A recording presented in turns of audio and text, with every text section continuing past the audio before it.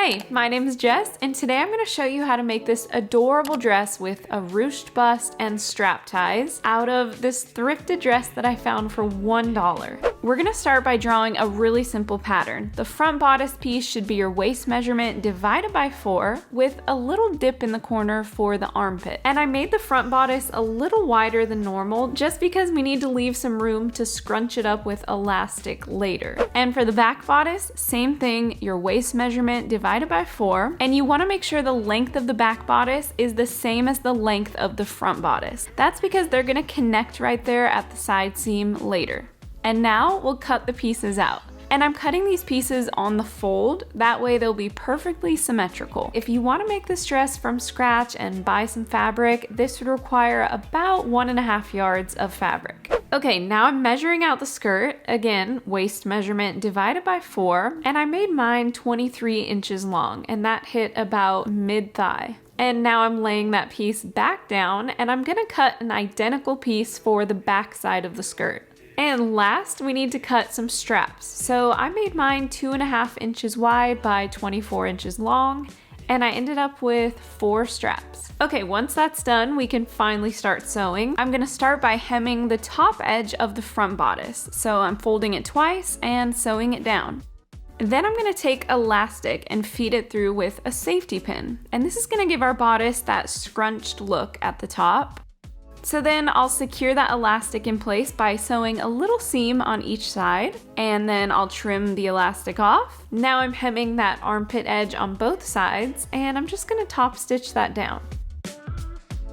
Okay, now I'm gonna make my stitch length as long as it will go, and we're gonna do a little basting stitch on the bottom of the bodice. Now with a basting stitch, you don't want to back stitch at the beginning and end like you normally would. And now we should have an extra long stitch going all the way across. And then I'm gonna do another basting stitch right above that one. And then this is so fun. All you do is grab onto those little tails and you bunch the fabric up toward the middle of the bodice. So make sure you leave tails on the end. The first time I did this, I did not leave tails. Okay, and you wanna bunch it up until it's your waist measurement divided by 2. Now I'm gonna hem the top edge of my back bodice. So I'm folding it twice and sewing it down.